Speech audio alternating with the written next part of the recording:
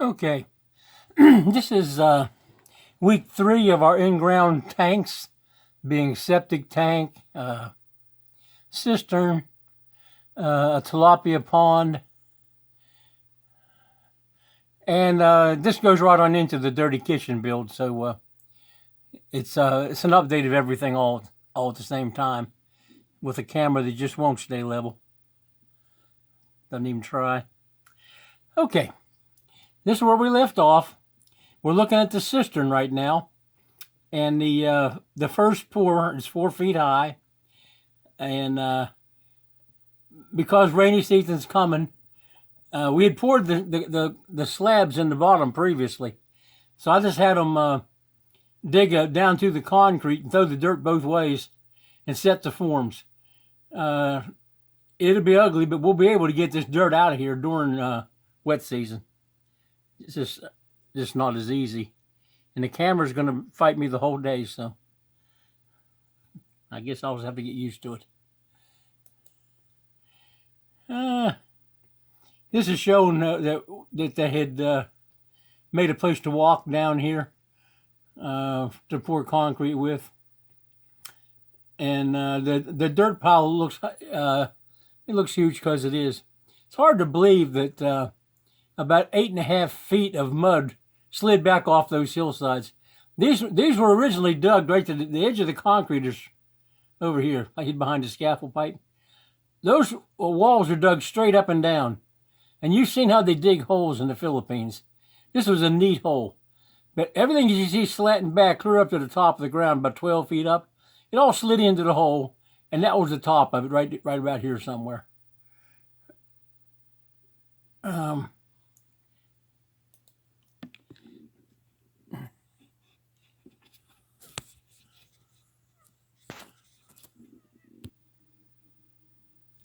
And continuing.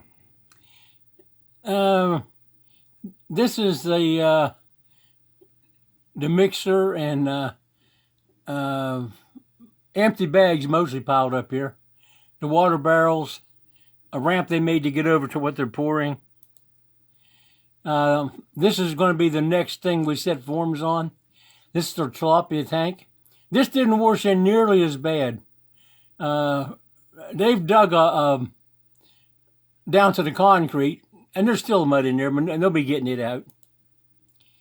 And they're getting out the last of the water. It was about 3 feet deep in there. This is Bia and possibly Ace. She's got the long hair and the orange hat.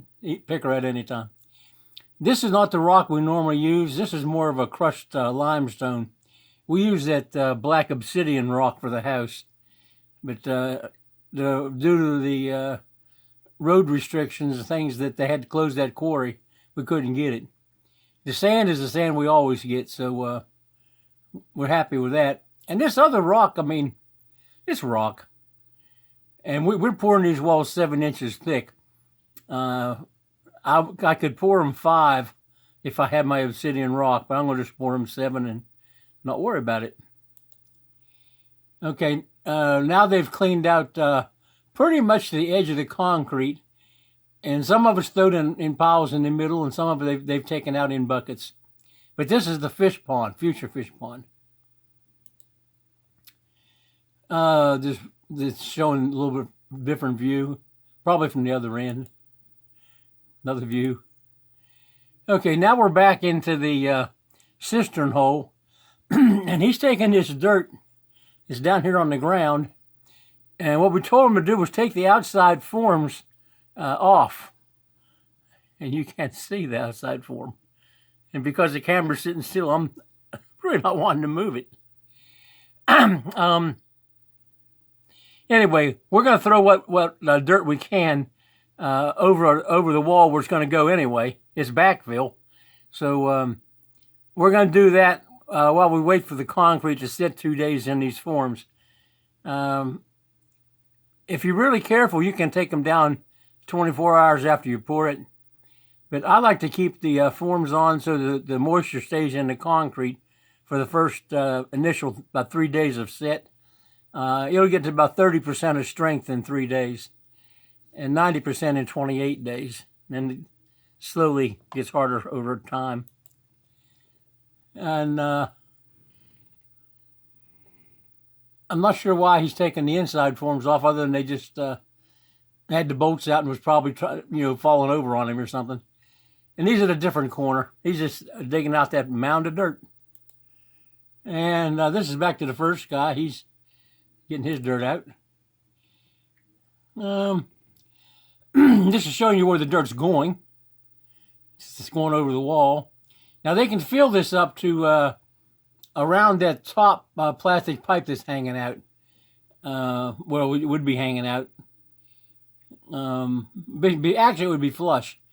But the bolt's going to go through that. So when you bolt your form on, when you slip it up, you have to be able to access that. So they're going to put about 42 inches of dirt on the other side of that wall, or when time runs out.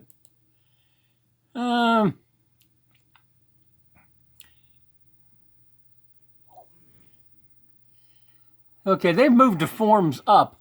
I can tell because the pile of dirt is not higher than the second stage forms. There's probably can see concrete down here in the bottom. Let's see. Oh, I hate to try to move this camera.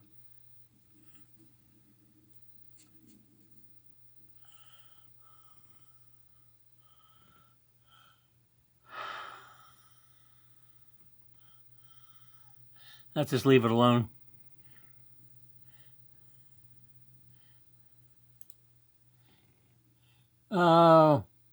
They started throwing dirt over there, but they're going to have to pick those forms up. Oh, they've already picked them up. Here's the concrete. This is the second lift. So just showing you the dirt is about even with the bottom of the forms. And they haven't stomped it all down yet. It's just thrown over the wall to get rid of it. This is the dirt thrown over before the second stage form gets put on it. And you'll notice they've straightened the wall up before they poured it. When you bolt the forms up, we don't much use a level because this thing's fairly self-aligning. But the top of it can be an inch and a half out of place. So we haven't looked down at it after a while. See, this here's got about an inch kink in it. And they've thrown a stick over the wall to tell them they have to do something there. And plus, they send us pictures before they pour, because we're half a world away. And they're making some progress on this dirt pile. Anything you can throw over that wall without having to put it in a bucket and carry it around all over the place and then dump it out and bring an empty bucket back. It's money to the good. Oh, okay, this is a picture we particularly wanted to have. That's our septic tank. Now, hidden behind the barrels is right where this arrow is. There's two inlet. They're 5-inch or 6-inch sleeves. There's this pipe here is hanging down by gravity, but it's supposed to be a 1/4 inch to a foot from up here, so it'll hit those. That's what the holes are put in the concrete there for. And then we have 25% airspace in the tank above the liquid level. We got 6 of these on each end. We're gonna basically under the floor. We're gonna just throw something in there, 2 inches of cement or something, in a row of hollow blocks, just to keep the dirt out some. Or maybe we may form it and pour it. That's what we tend to do. Anyway, that'll go down here and elbow up 90 degrees, and the other end's got the same thing. And the tops of them will have T's on them, turned 90 degrees from each other. So whichever way the wind blows, one side is under negative pressure and it is pulling the air out, and the other one would be positive, be pushing air in. So that's the deal on that. This tank, we stopped on this because, like I say, we're trying to run in front of rainy season, and we don't want our forms sitting in the bottom of this on this slab down here, and all of a sudden we get 18 inches of rain and just soak the forms. So we wanting to get the first lift up, the first 4-foot lift up on everything that's in the ground before June. Mid-June, we'll probably have to pass on it until after rainy season.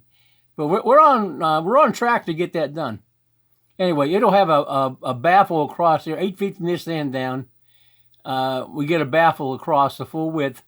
It has 3 4-inch sleeves in it, half height of the liquid. The sludge is below it and the scum's above it. But it'll transfer to a second digester on this end. And this first one is 5 feet wide by 8 feet.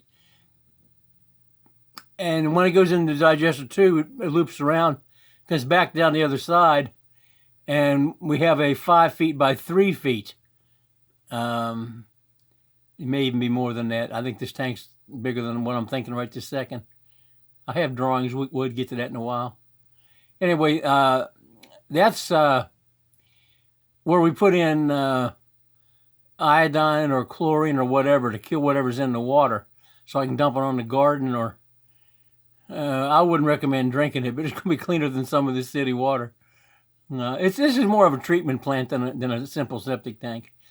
We use enzyme in the first one, baker's yeast in the second one, iodine drops in this one, and the last one's a collection point.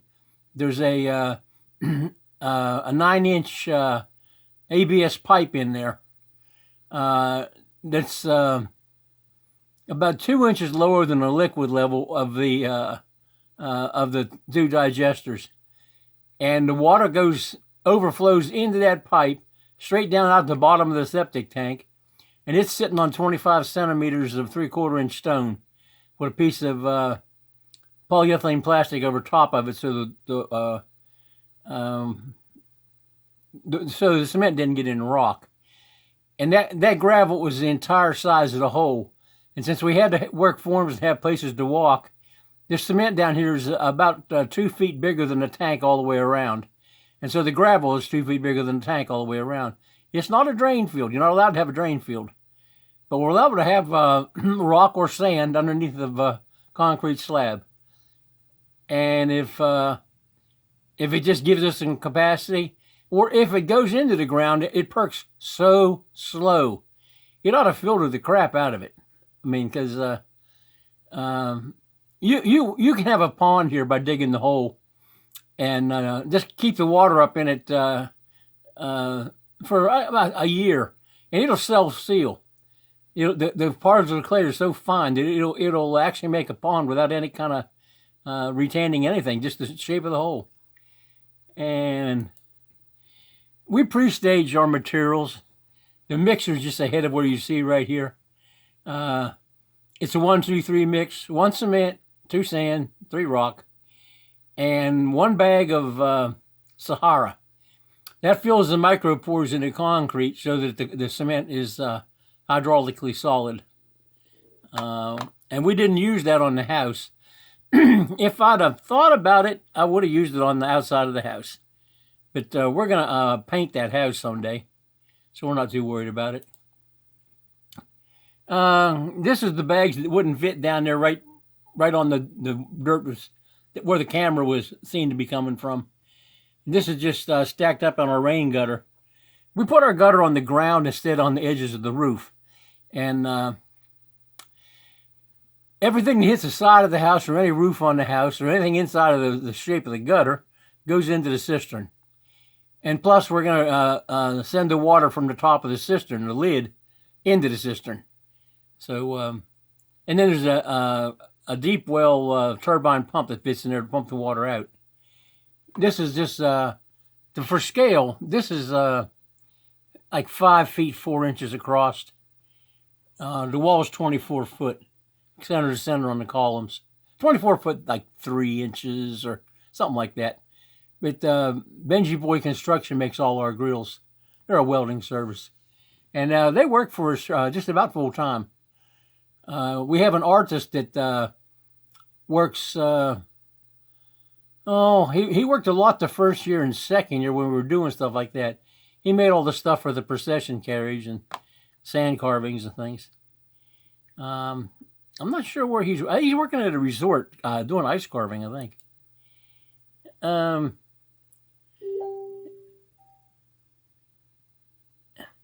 Okay, the septic tank is over here. This is the edge of the gutter. down here at the bottom. And the water in the mixer. They'll pile a bunch of bags of cement here, 15 or 20 of them. And then when they use them up, they'll go get more, just in case it rains. They don't want them out in the rain. Either there's a 4-foot roof. This is Al. He would like to marry a blonde foreigner.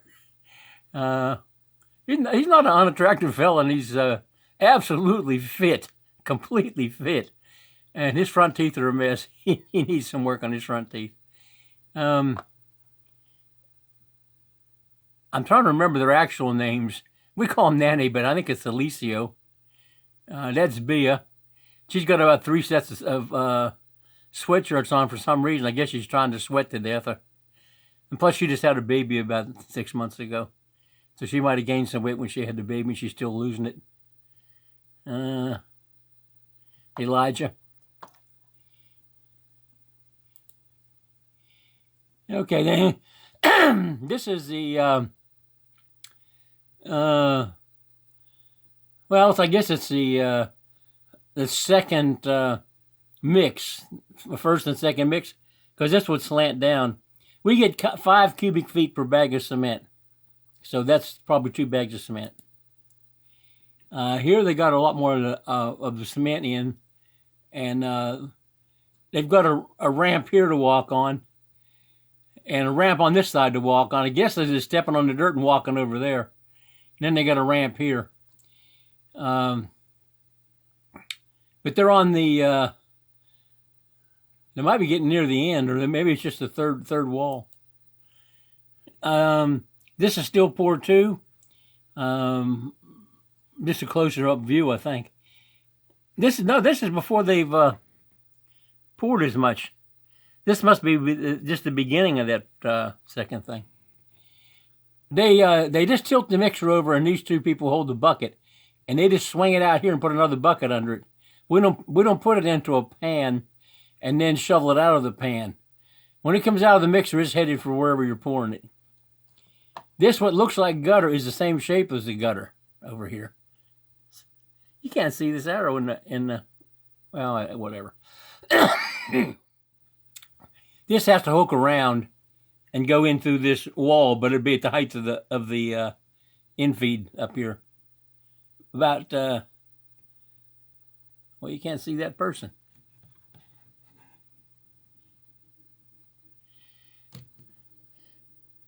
About his knee level. There's the guy on the right here.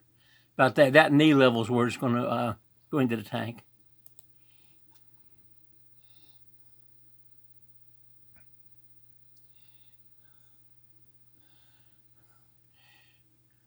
This is showing the second lift is poured because they've connected it all the way around with concrete.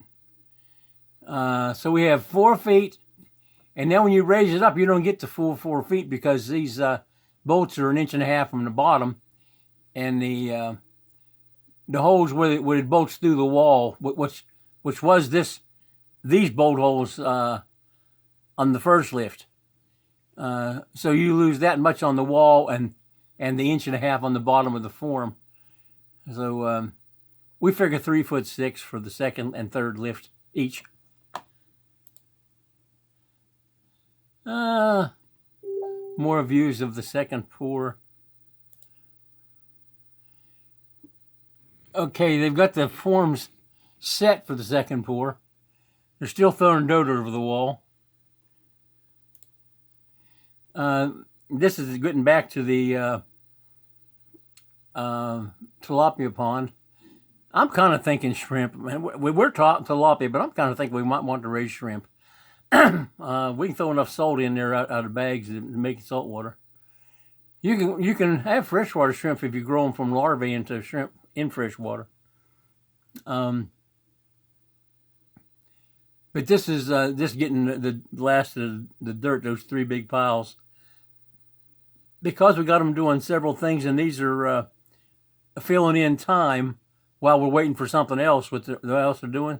Like somebody's filling bags of rock and sand, and somebody's doing something with forms and whatever. just to make sure everybody works every day, we keep all these jobs in progress that we're working on. Oh, yeah. What's all wore out right here is where the teeth of an 80 chain sprocket runs on what looks like a gear, and it wore through to where it slipped. This is what you have a handle here. This is what you tilt the mixer with. So we got into number 2, lift 2, and that fell apart. This is the second day on that dirt. We'll get out of there eventually. Still second day. Still second day. Who's that? Oh. I must have moved just a bunch of pictures. Oh, skipped one. Oh, the whole bunch of pictures is shifted.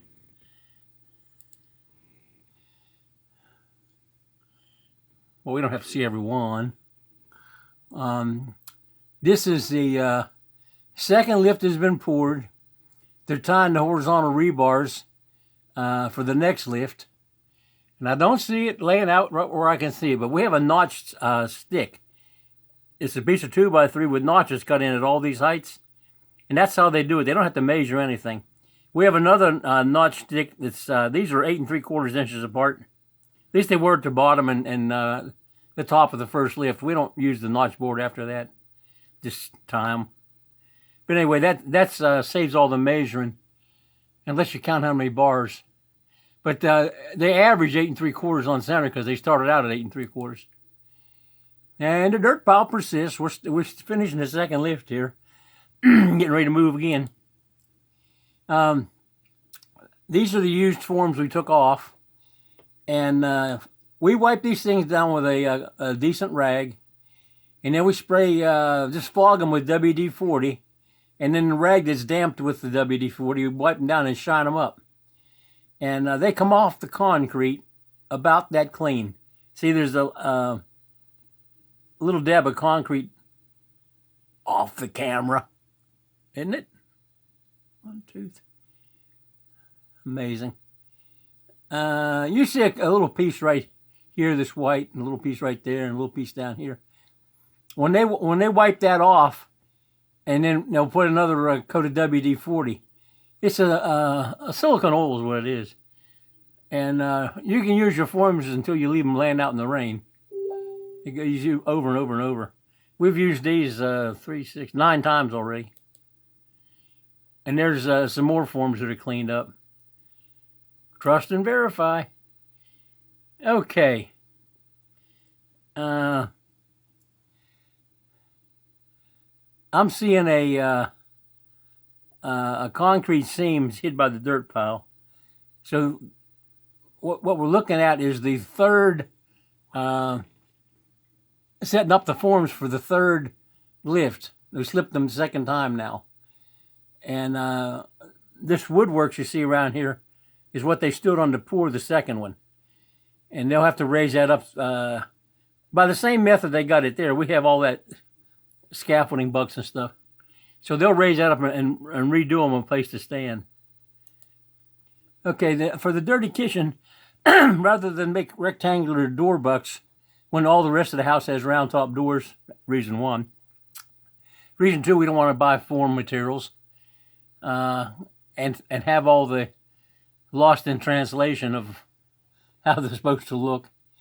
So we had them go find, what we were looking to find was this red half round for the small door. The white half round, we'll just have 2 different sizes of doors, kitchen in, kitchen out. The red small circle here, that's the form for the exhaust fans. There's 8 of them in the house, and there'll be 2 of them in the dirty kitchen. And laying on the floor out of the scene is one of the uprights. It goes underneath of this half round door. It's a piece of 2x lumber with 2 strips of 2x2 on one side, edge to edge makes the wall thickness, and one in the middle facing on the inside He gets a shear panel out of 3/4 inch plywood to keep it all square and level and everything. So they're still looking for those.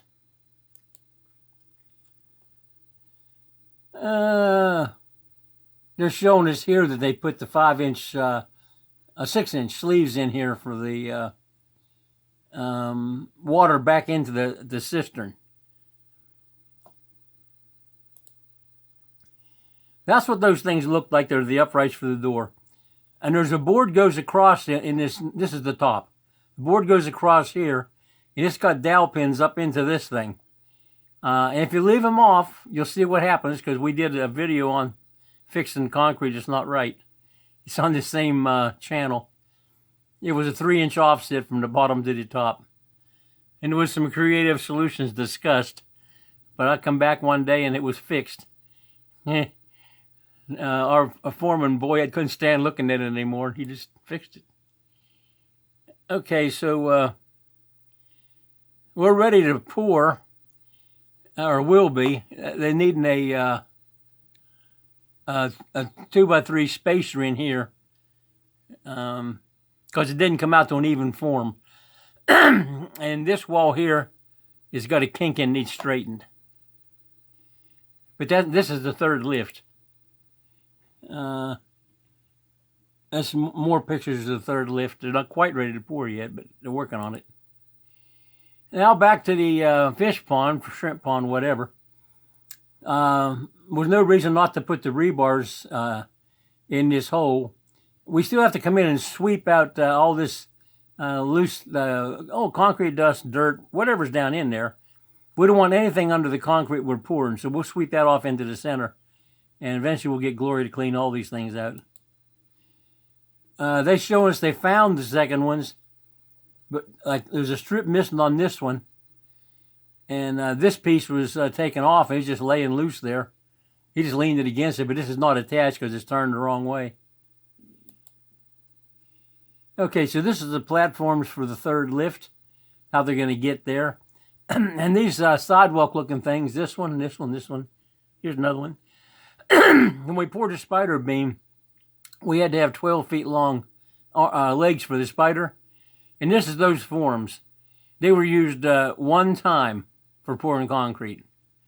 Some of them were made out of used materials and some are new. But we use them for all kinds of stuff. We may pour the flower bed walls with those. And there's some more of them. I guess there's, let's see, there's 20 of those panels.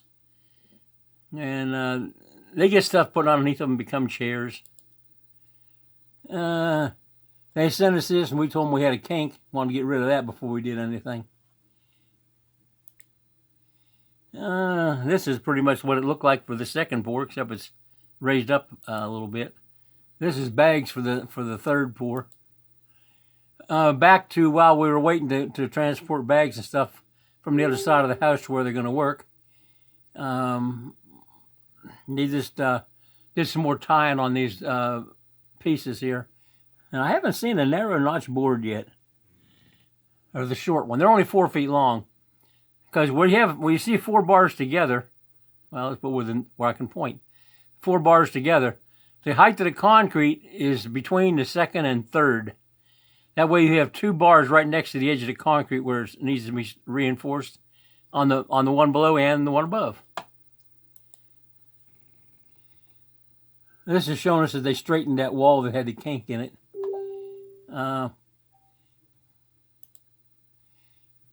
It's apparently the number of bags of Sahara that are left right now. If I could read Tagalog, I'm sure it'd be saying that we need some more. Okay, they've poured the third lift. And the tank is level. And the house is level. And the camera's not. But all the bags are here along the wall are now in these forms. It looks to me like they're just finishing the last corner. Or maybe they have that wall to go. No, they've done that because see the water's run out the bottom down here. It might have been they were keeping a wet edge and they poured some in there every once in a while as they were working. But normally you're going to see water like this there's a lot of pressure on that concrete when it's wet, and it'll force water out.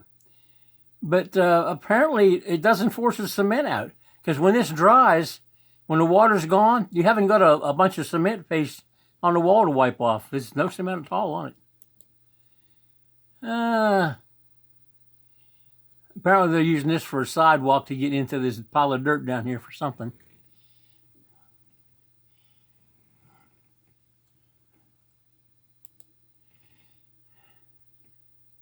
Okay, they're finished mixing. He's got it turned down, so he's cleaning the mixer out.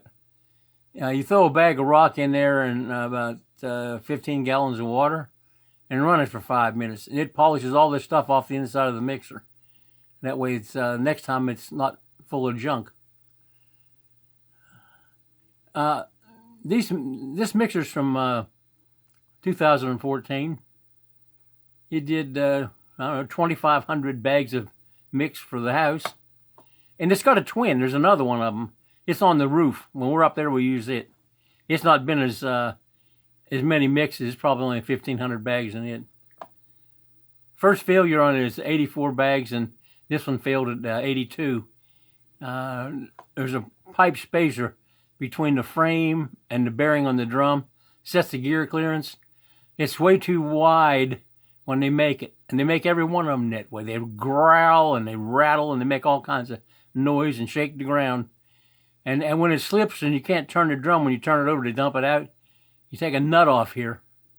You can't see what I'm doing. There's a nut in the middle of the drum. And it just slides out level.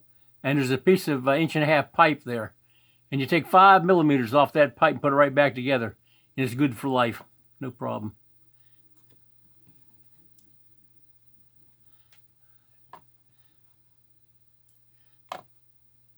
It's this nut right here. Actually, there's 2 nuts. It's double nutted. Anyway, you put it level, take the 2 nuts off, and get about 2 guys on each end of a board under the bottom. And you take the weight off, and then you get a guy who grabs the rim, and he just walks backwards. And the drum's out. Nothing to it. You have to take that out to work on this pinion drive shaft.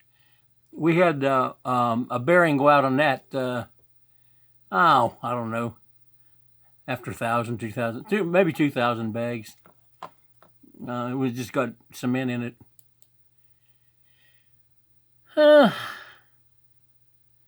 I know it's a third lift because I can see the line down here at the bottom where the first 4-foot forms were.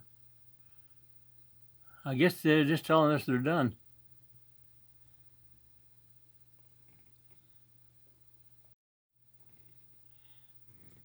And our dirt pile is still there.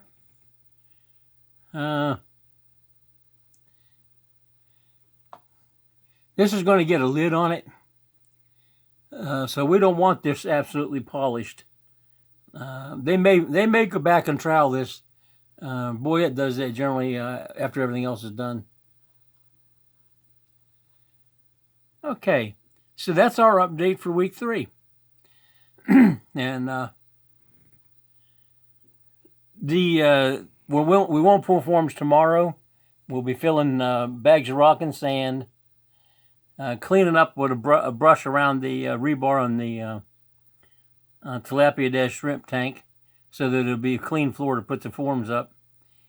We're going to wait till Saturday to snatch these forms off. Today's Thursday. So Saturday morning, those forms will go off and they'll go to the shrimp tank. And tomorrow, while they're bagging rock and sand for the first pour in the shrimp tank, then Boy and Boyette and Benji probably will be... we got 11 right now. So it's going to be a bunch of them. Now, they can start doing the rebar for the next thing, which is this.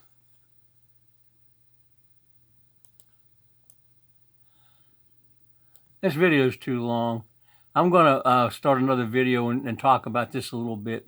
It'll just be a short introductory video to the Dirty Kitchen. Okay, so y'all have a nice day. Thanks for visiting. And thanks even more if you've made it this far through the video. Okay. Let me quit here.